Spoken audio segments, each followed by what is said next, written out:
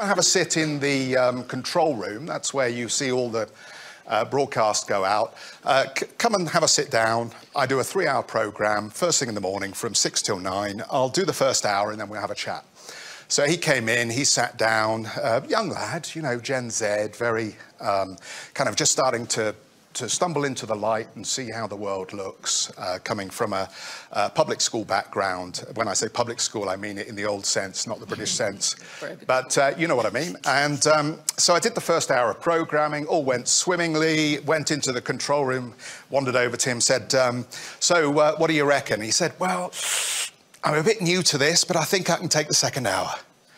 And I said, well, I love your ambition. It's not quite how it works, but it is great to know that there are still young people who are very enthusiastic about the opportunity, want to seize it, and as much as we sometimes complain, it is clear that there is a generation coming up who are very ambitious, very eager, and they just need the right skills and training to fill the jobs available and to start businesses and to develop their careers. But what a strange time we've gone through. Pamela just shared a word with me that I've never heard before. So thank you very much for that. But it's a labour market term now, resenteeism.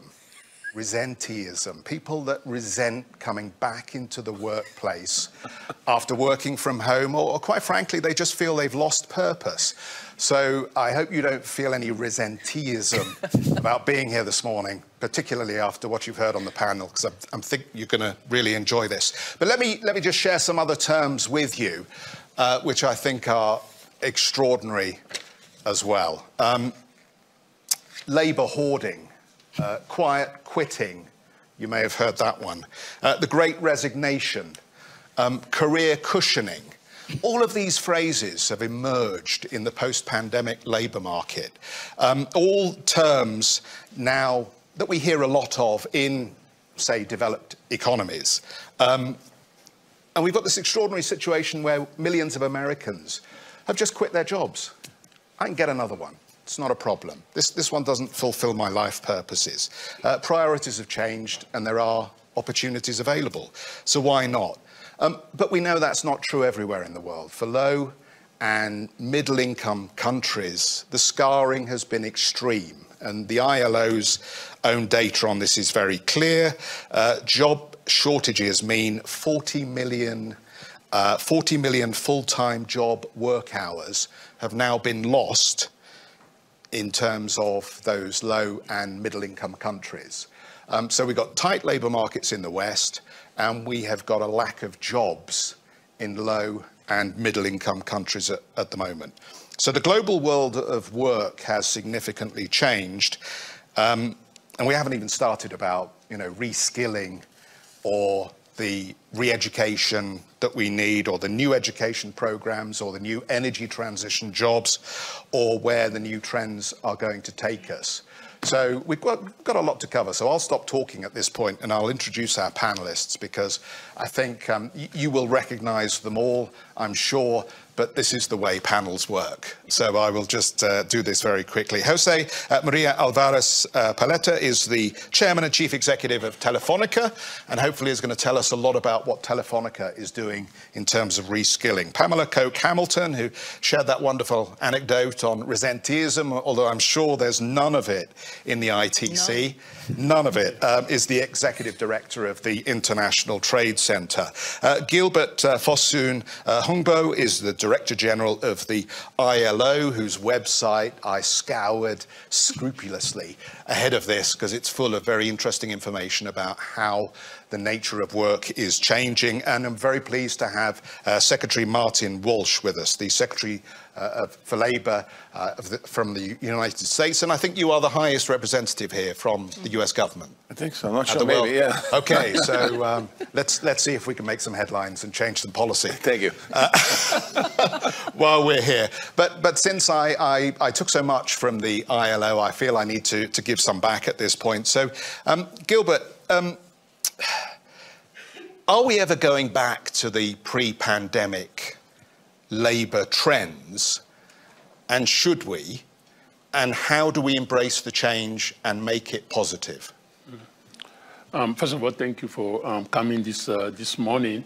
I know we are very short of time.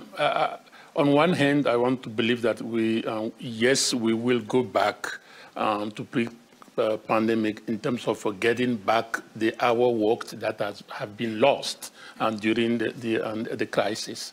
On the other hand, I don't think that we will ever go back in terms of the way we organize the industrial relation, the way we organize our work-life balance, and so forth. And you did mention a point that I believe is very critical that we keep in mind.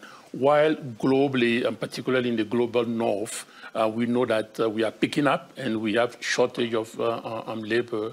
At the macro global level, the situation is not that rosy. Not only we see that gap between the low income and the emerging economy on one hand, where they are still struggling to recover from COVID-19.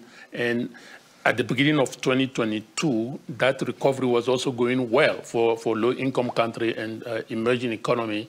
But the impact of the multiple crises, starting with the war in Ukraine, and later on the inflation and all that we are going on, has just wiped out all those initial recovery from the low-income country and the emerging economy. Another thing that is interesting, our data are showing, yes, you're right, if you compare third quarter 2022 to last quarter 2019, we still are short of 1.5% of working hours that we have lost, which is equivalent of 40 million jobs. Our projection for 2023 is a global increase, a global growth of employment by 1%, which is quite very low. And interesting enough, you also have the combining effect in Africa and the Middle East. We could pick up to 3% in terms of employment growth. However, when you take into account the population growth and the youth bulge, and therefore the net effect remain in that 1 or even below 1%. Critical point, and yesterday there have been some session on reskillings. What we're also noticing is the big gap between the low-skilled jobs and the high-end skilled job, which is also quite very crucial. We also have to keep in mind that we have 2 billion, and that's still in the informal sector. And between 2005, 2004, 2019, globally, the informal economy has gone down by 5%, which means that we have started formalizing that informal sector. But since COVID, the recovery that we're talking about, particularly again from the emerging economy, that recovery is happening more on the informal sector. So, which raised the issue of the risk that those low-paid jobs or low-skill jobs are facing in this informal sector with lack of basic social protection and so forth. Maybe one last point I don't want to monopolize too much of the time is, which is a very worry for ILO, while we project that the unemployment will raise by 3 million from 205 million to 208 million total unemployed people in next year globally. We know that you'll have countries, basically mostly in the north, where we'll have where the labor market could heat up. And because the shortage that we are which raised for us the issue of the mobility of the workforce from one country to another or from one region to another. Finally, is what we call, by lack of better term, the working pools. In 2023, we estimate that 214 million workers with a regular 40 hours work a week will still be unable to have $1.90 a day. on that. So while they are working full-time, they still will be struggling to pay their basic needs. The silver lining is, and I will stop there. The silver lining, of course, and I hope we'll touch on that in the whole digital economy and the service-oriented economy that we know is going to pick up, giving opportunity to the youth. Thank you very much for that. Secretary Walsh, let's come to you here, because the situation in America, it seems, is very different. You've got a very tight labour market. You've got millions of Americans who feel comfortable about walking away from their jobs at the moment. And yet you've got a government that's just about to inject $360 billion into the economy, in part to speed along the green transition, creating a lot of new jobs, careers, opportunities. One, is there a problem with the nature of work in America that so many people feel they've lost purpose or dissatisfaction, or they have dissatisfaction with the level of compensation? And how do you fix that? And two, where on earth are you going to get all these workers from for the new green transition jobs? No, thank you. Thank you, and thank everyone for being here this morning as well. I think that just to kind of piggyback on the previous question, just part of it, the workplace is going to be very different, and I don't think it's going back to what it was pre-pandemic. Whether the work site, the idea of work, and how we move forward here. I spent time as mayor of Boston for 7 years. I did a lot of recruiting companies into the city of Boston. Worked with colleges, universities, built on our workforce development programs to create pathways into tech jobs that for people that didn't have necessarily college degrees, and understanding that equity needs to be at the front and center of this. Become the Secretary of Labor, 10.5 million people out of work, getting people back to work. So to answer your question, I think there's a couple things. Right now in America, the unemployment rate is 3.5%. The labor participation rate is roughly 62, 63%. It's not quite where we need it to be. We need to get that number up. And we also need to, we have lots of folks in America that working in mediocre jobs, meaning they're paid mediocre and they feel mediocre pay. They're not quite in the middle class. They want to get in the middle class. So the future is this. I think there are a couple things. Number one is we're doubling down on apprenticeships. We're doubling down on workforce development, job training. We need to make sure the systems that are in place are actually going out and recruiting people into industry in America, new industries, making sure, or even existing industries, making sure that we're working with governors and mayors and local governments. We have to do that. And at the end of the day, when you go through a job training program, there needs to be a job there. That's why we're looking more at the apprentice model. When I leave here today, I'm going to Austria to meet with some companies to talk about the apprentice program in Austria. I know that here in Switzerland there's apprentice programs. They're set up differently than what we have in the United States of America. In America, we think of apprenticeships as the building trades, and I come out of the building trades, and it's a great pathway. So we're going to really looking at apprenticeships. We're working with large corporations in America to think about, you need to think about apprenticeships. So I think that that's a way in. That creates an opportunity for people that might be in a low-skill, low-wage job today that have an opportunity to get into one of these green jobs that should be paying well. So there is that opportunity. There are people out there, as we said backstage, there are people out there, we just don't know where they are. And I can't quite, I don't have the fancy lingo to say, well, this is why they're not coming back to work, because they still have a trust fund. These folks don't have trust funds.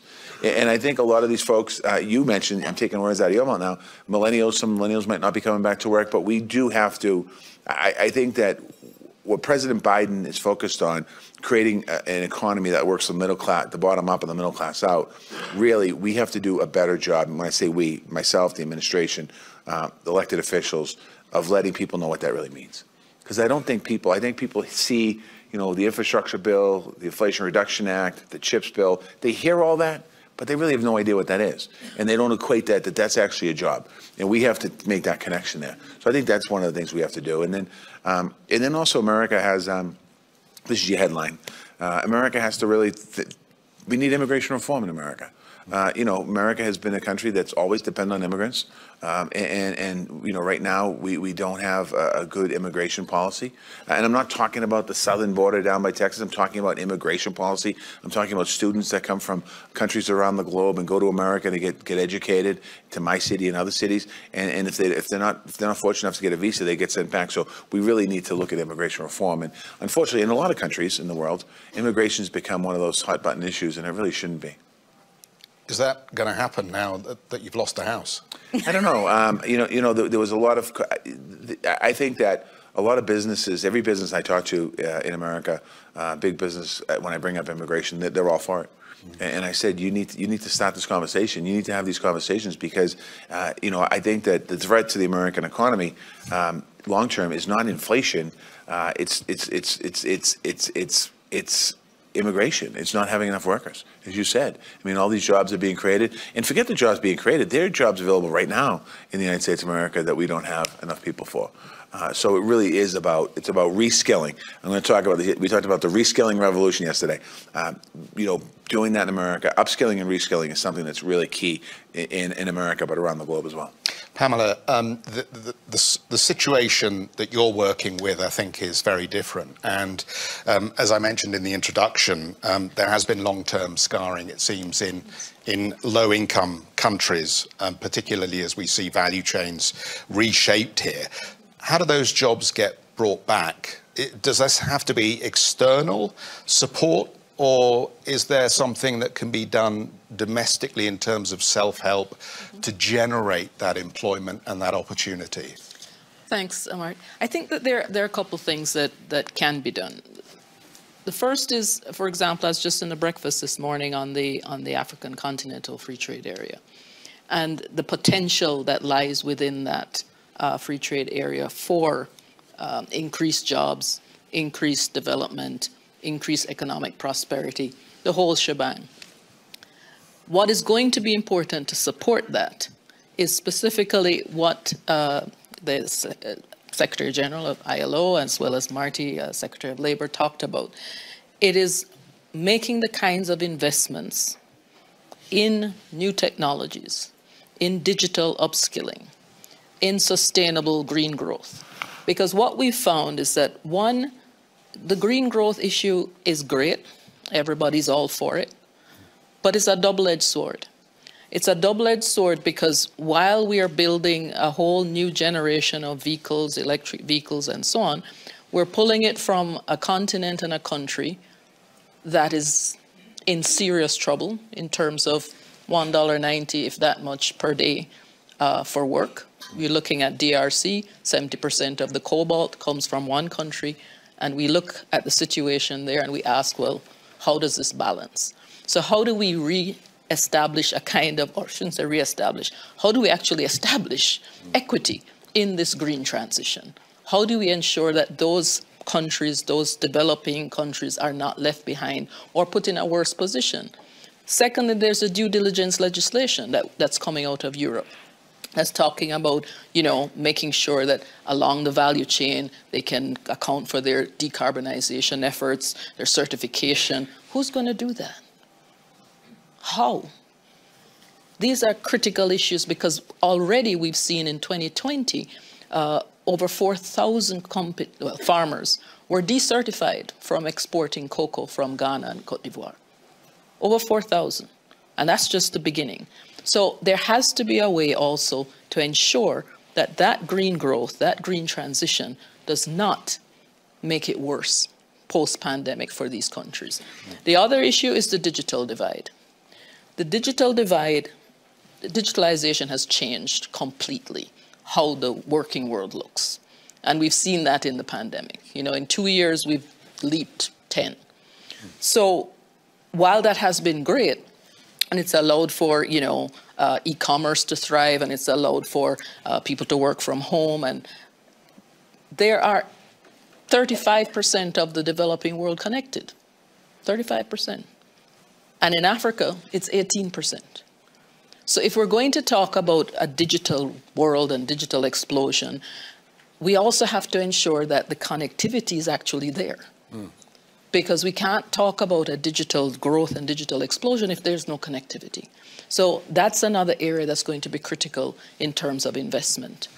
On the issue of servicification, Marty, you talked about that. The fact that services is now basically thriving and moving more than manufacturing. Servicification of the jobs is also going to change in terms of immigration. And how does immigration work in tandem with the servicification of those jobs? How do we move forward on that?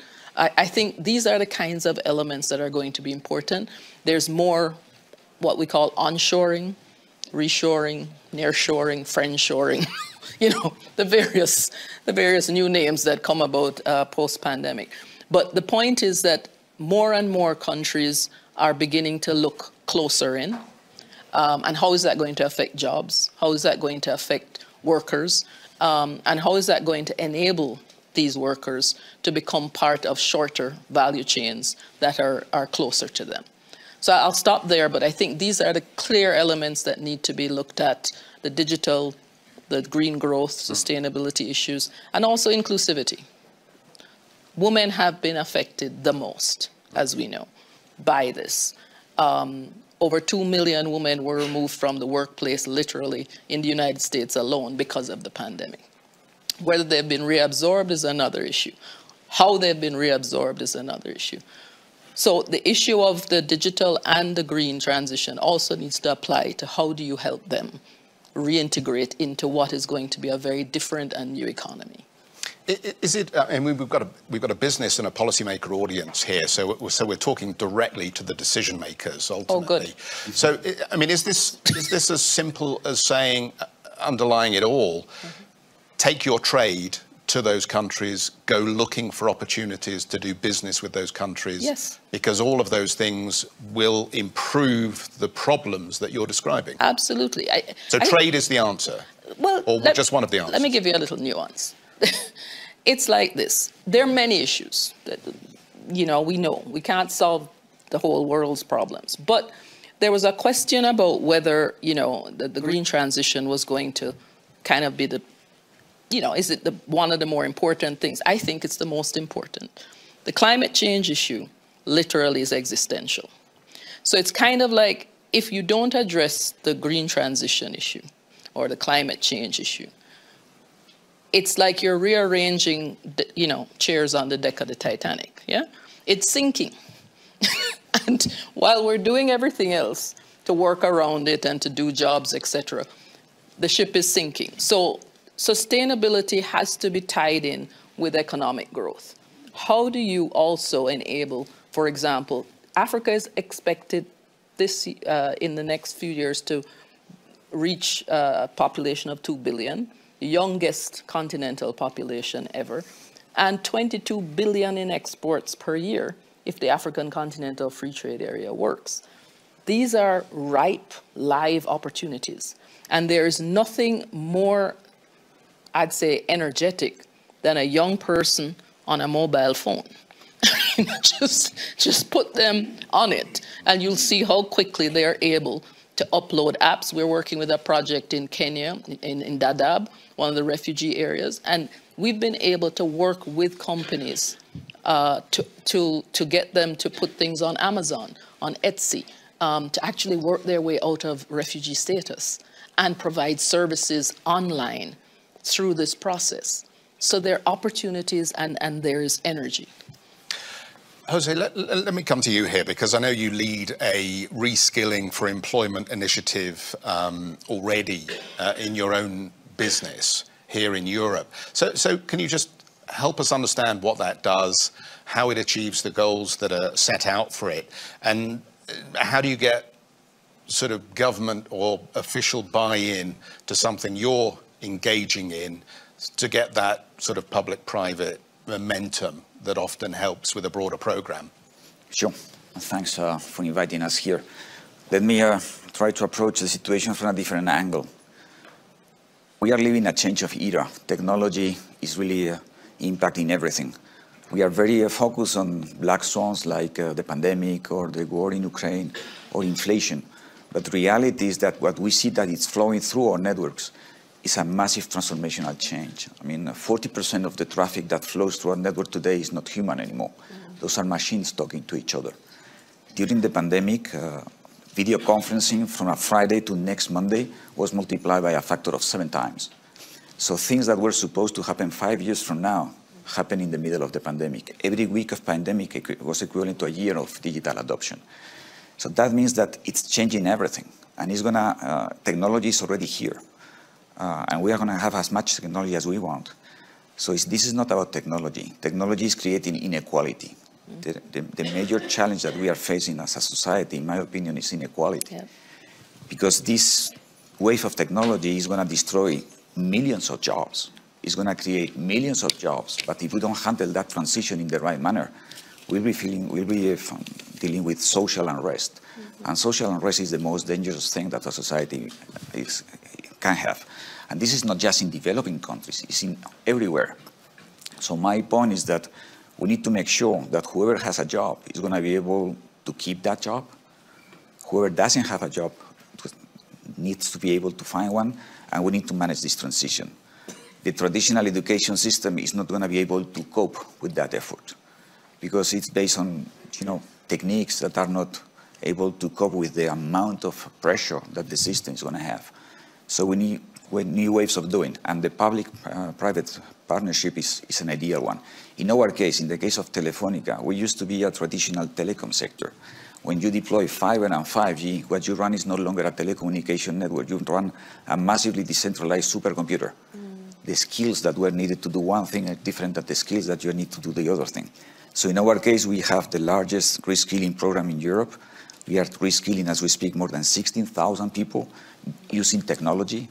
And what we are proposing is to apply these new technologies to cope with the big problem, the societal problem.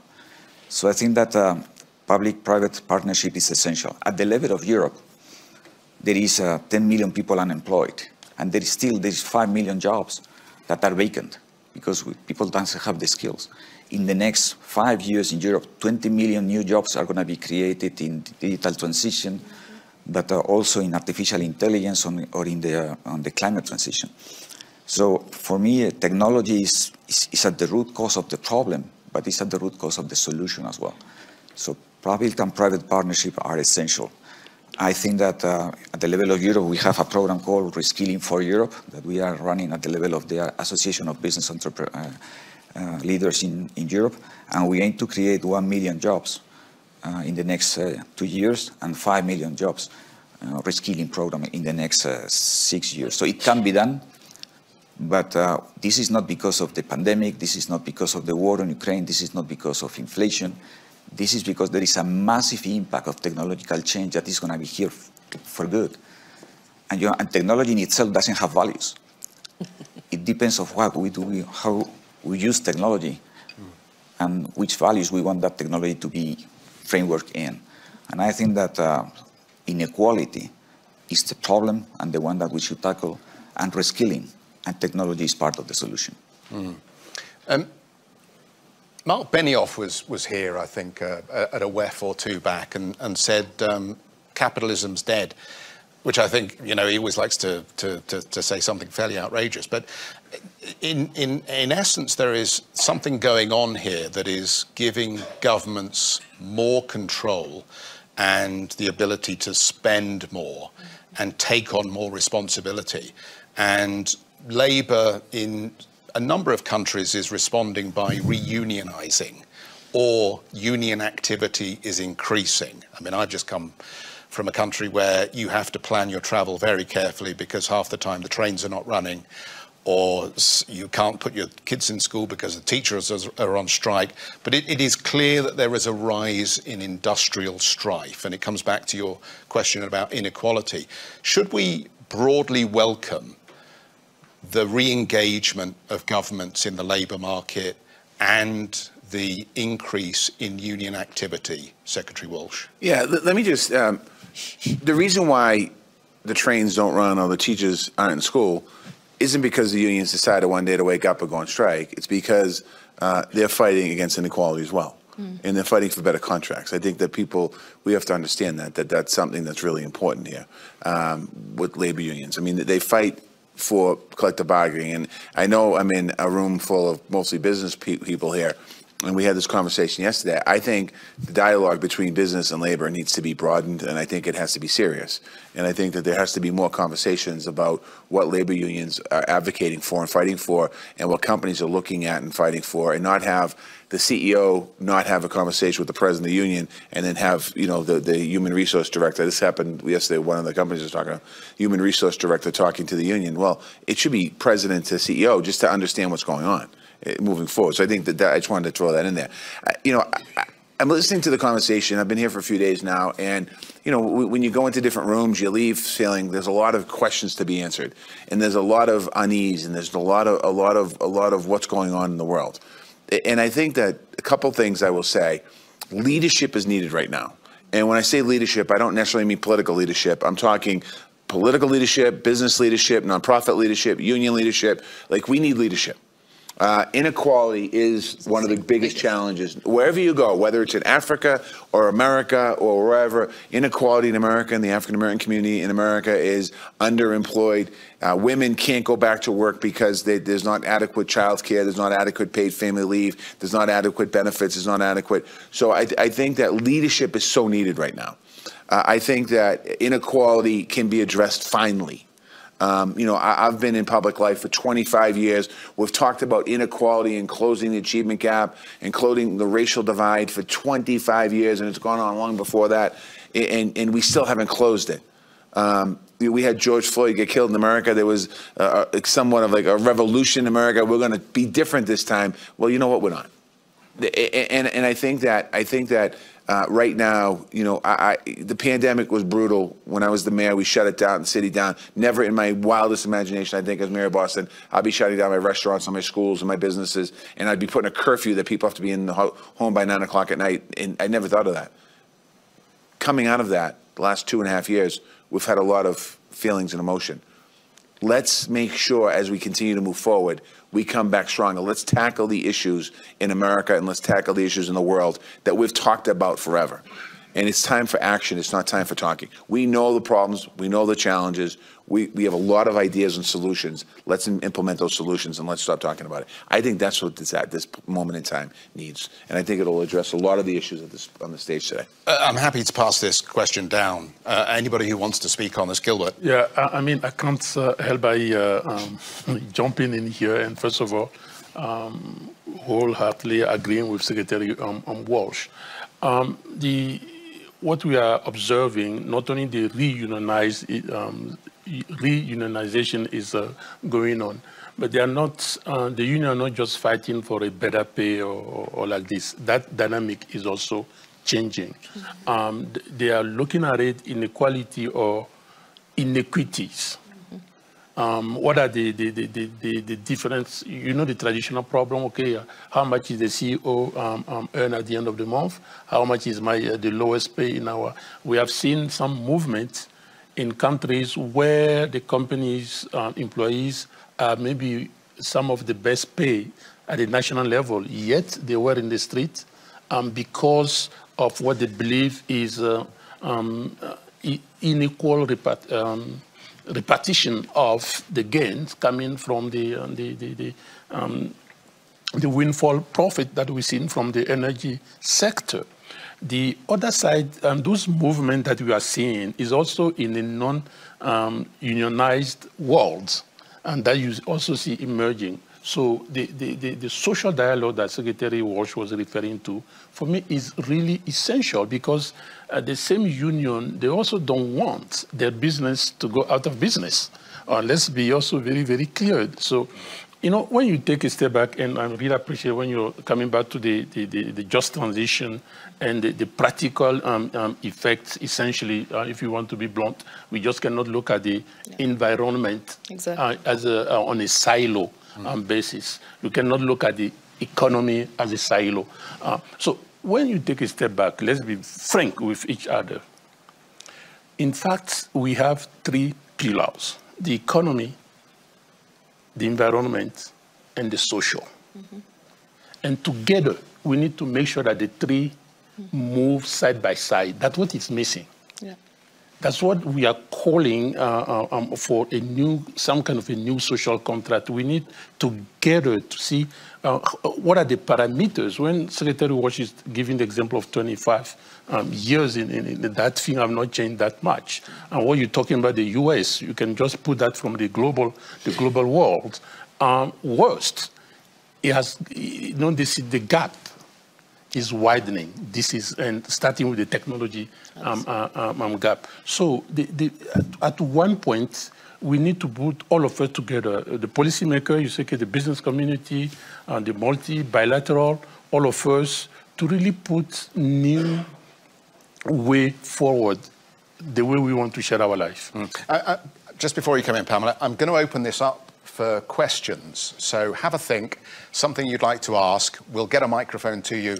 And if you stand up when I point to you, that would be great, because then they can film you and make sure that everybody out there gets to see who asked the question. Pamela, you wanted to come in? I just wanted to say quickly, this comes back to one of my fundamental issues, is that inequality is systemic. And that's the root of the problem. That when something is built in as a system, you have to literally rip the system out. And a lot of people aren't willing to do that. And so the first decision we have to make is, are we willing to change and challenge the systemic inequality that's built into how the economy works? I think that's one thing. The second thing is, once we've decided that we want to do that we want to have this tripartite partnership, that we want to have this engagement, labor, policy, the CEO's business, then we also have to be intentional. Because it's nice to have talks, we're great at it. We can sign things and have wonderful sessions and we leave here Friday and everything is all good. But we have to be intentional about what are the mechanisms that need to be put in place to actually break down the inequality that exists and to put the resources in order to build back for those who are in a place where they shouldn't be. I think that's the only way that we're going to be able to do it. And those have to be specific, they have to be measurable, they have to be timelined. Let's have some questions. So I saw your hand go up first. Let's get a microphone to you. And yeah, if you could stand and then the cameras can find you. I'm Stu Eisenstadt. I was President Carter's Chief Domestic Advisor and Ambassador to the EU in the Clinton administration, and I want to address this to Secretary Walsh and Mr. Alvarez. One of the things I took away from my time in Europe, and I'm so glad you're going to Austria, in the United States, those young people who are not college-bound are forgotten.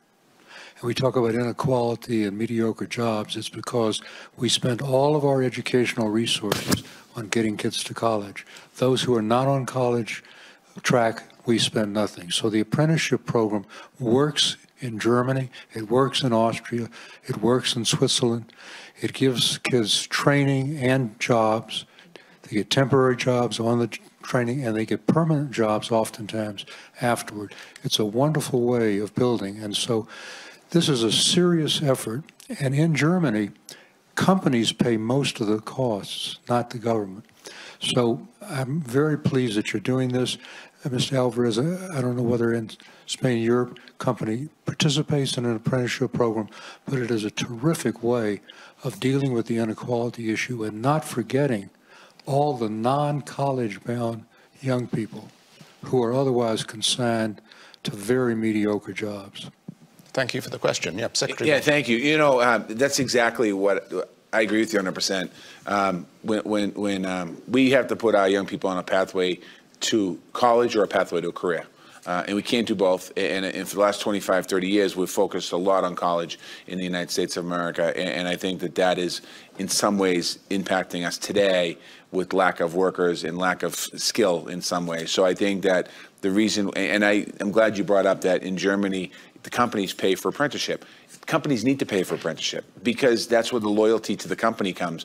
And I don't think it should be, I think government should have an investment in it, there's no question about it, and set up the systems and the plans. But we have to, in America, and more than just America, the idea of what happens in Germany, in Europe, is really amazing. I have cousins in Ireland and cousins in England, and a lot of them went into apprenticeships. And they came out of school, they didn't go to college, they went to work. and they're in careers today. Their same cousins in America had to go to college, or they didn't go into career. So we have to do more of that. I agree with that. Thank you, Jose. Yes, for sure. I think that apprenticeship is essential, but I think that there is another angle. We tend to approach this situation with the traditional mind of the traditional educational system. I'm going to give you another example. We brought to Spain a thing called School 42. In School 42, you don't have teachers, you don't have classrooms, you don't have an official title at all. You learn to code by learning through your colleagues, and you don't have any recognized title at the end. And yet there is no unemployment out of 42. The first wave of 42 places that we published, it was 300 places, 17,000 people applied.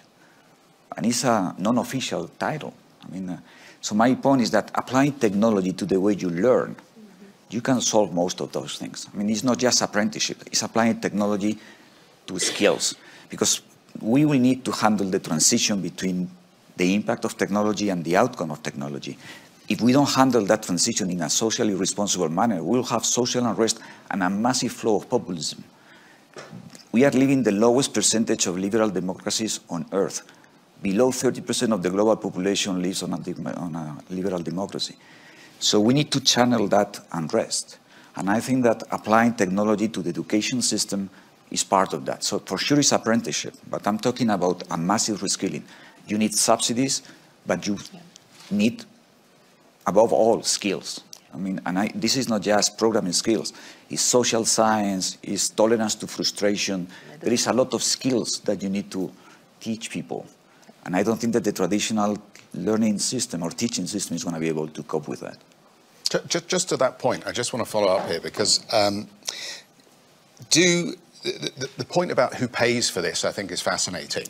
And the fact that it's a system in Germany where largely the money comes, that would normally have gone to shareholders, actually goes into that program. Does that approach work in your opinion? And should it be embraced in a more meaningful way in other countries? And can it be achieved in countries like the United States, where largely companies like to not have too much government interference? I think the answer is yes. I mean, this is a global problem. It's not just a public problem. It's also a private problem. So in my opinion, reinvesting part of the funds of the company in addressing the problem, it's a good use of our funds. And through our foundation, we are doing 42, and we are participating in this Reskilling for Europe program.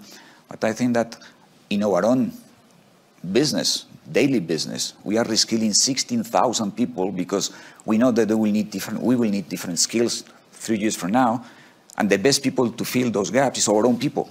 But we need to make sure that they are able to manage the transition. They need to diagnose themselves. So what are the skills gap that they have? We need to provide the tools for them to fill those gaps, and then we need them to apply for the new jobs. If we don't do that, we will be firing huge amount of people and hiring huge amount of people. Yeah. This is totally inefficient. Okay, I saw a lady's hand go up here. Do you still want the question? Yep. Well, let's get a microphone to you. Go on.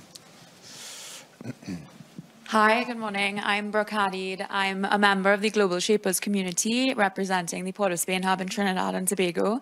Mr. Cutmore, to your earlier anecdotes, I'm one of those younger millennials that actually changed jobs during the pandemic. I now work in Washington, D.C. for Social Finance, which is a national nonprofit that does impact investing advisory. Our work has really expanded since the pandemic in workforce development, particularly the instruments such as career impact bonds, paid forward funds. And, to your point on how this is going to get financed, apprenticeships and employer-backed schemes are very important. But I also want to hear from the panel, how can other instruments such as outcomes-based loans and income share agreements that shift some of the onus from students to training providers be expanded, not just within the US and other developed countries, but to developing countries as well? And also mentioning circumventing the gaps in the traditional educational system, how can we increase the availability of high quality training providers, again, not just in places like the US, but in developing countries as well, where there's going to be a huge gap in terms of educational levels of attainment, not just at the student level, but at the teacher level as well? Okay, great question. Pamela, can I start with you on that? Sure. Well, let me start with and I'm glad to hear a Trini accent. Let me start with the issue of, you know, the reskilling and how is it we're going to, for example, work with companies to see retraining and investing in people or in students as a plus for them. Because at the end of the day, businesses are about money. We know this, right? I mean, it would be nice if everybody just loved everybody and, you know, we all hugged and got along. But the point is, we know that it's about money. But I think if they also understand that investing in, building in new methods of education. I remember, I'll give you an anecdote. I know it's late, but I grew up in a little town in Jamaica called Mandeville. And Mandeville, small, didn't really have anything going on until we discovered bauxite, 1950s. The entire town and education system built into Mandeville. They built the high school's technology lab. And this is in the 1970s, but they saw what that was going to, and it transformed everything about how our town worked, about the education system and the readiness for future work, about the kind of skills that they needed for the bauxite company. They started out bringing in all the labor from the United States because it didn't exist. By the time I left there, all the employees, managers were Jamaican. And so it's important, I think, for them to begin to see that it's not doing anybody a favor. It's actually building in for the future of their own work, of their own companies, and what the next need is going to be. So I'll stop. Briefly, Gilbert, the cost of education, I think, was a key issue. And is there a way in which the ILO believes that somehow the burden of paying for that should be shifted away from the student and taken up more either by governments or by private entities that are in the sectors that those degrees or qualifications are focused on? I hope I'm not going to make cause problem, but what I'm going to say, education should be free, punto. Education should be free, punto. And, you know, back to what the CEO Alvarez was saying, and also you mentioned it. Right now, we're talking about the digital, but we keep forgetting that the connection is not there. Exactly. on that. So even before you talk about having access to a loan, you need to know if you have an access to a bank account. The students don't even have access to a bank account in a lot of countries, and to start with. And, you know, one time in my career, I was Prime Minister of my country for 4 years. And, you know, I was coming from the UN system, New York, you know, everything wrong, so we can criticize the New Yorkers, but, you know, we know everything wrong very well. You know, I arrived to my country, crisis, post-crisis circumstances. And to access primary school, you had to pay in local currency 1,000, it was equivalent of $2 a year, $2 a year. So we decided to really cancel that, to make it free. By canceling the $2 a year fees, the attendance grew up by 15%. Just particularly sending girls. 5 years later, when we canceled that, the secondary, you know, equivalent of grade 7, the secondary, we see another jump. And I think it is really an investment. And plus what most of you, Secretary Walsh and others say that if you look at what the German and the Swiss are doing in Austria in terms of the apprenticeship to make sure that it's built into the cost of the business. I think the business in Europe are quite used to that, so it's not necessarily a major issue. I personally, and I have to be very, very careful, it's not a criticism on the US. I always believe that even in the US, all the youngsters should have free access to education. And that came up during the campaign a few years, few years ago. Yeah. I don't think we'll get a dispute from Secretary. Well, but you are in a cleft stick at the moment because the loan forgiveness issue is generating a lot of heat. I mean, President Biden heard about that, and you know, when I was the mayor of Boston, I brought in free community college for all students. So you know, that's where we're headed in America. We need to head that way in America in a lot of different ways, and I think that it's important to create a level playing field for all people.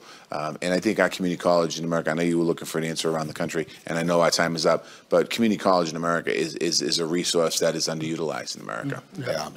I know there are a lot more hands that went up, but I'm afraid I'm getting those looks from the WEF team at the back here. So I think we'll draw it to a close here. Thank you, everybody, for your very active participation in our conversation. But don't go away, because the Managing Director of the World Economic Forum, Saadia Zahidi, wants to say a few things about what WEF is involved in.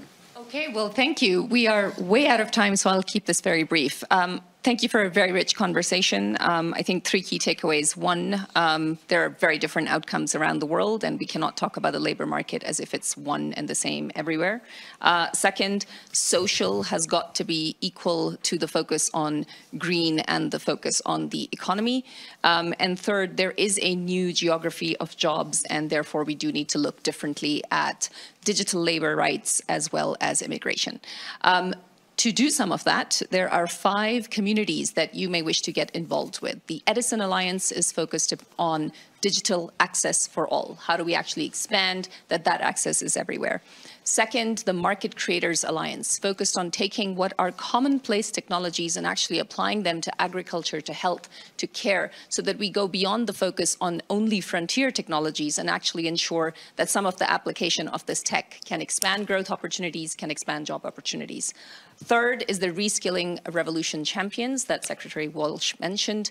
That is a group that is aiming to reskill and upskill 1 billion people by 2030.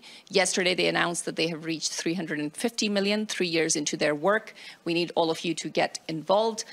Fourth is the Jobs Consortium, focused on job-creating investments and putting in place better labor standards. And fifth is the Parity Alliance, so that equality is embedded into all of these changes. Thank you so much, Geoff. Thank you to the panel. Thank you. Thank you very much. And let's thank our panel in the traditional way. Thank you. Thank you. Good. Cheers. Love it.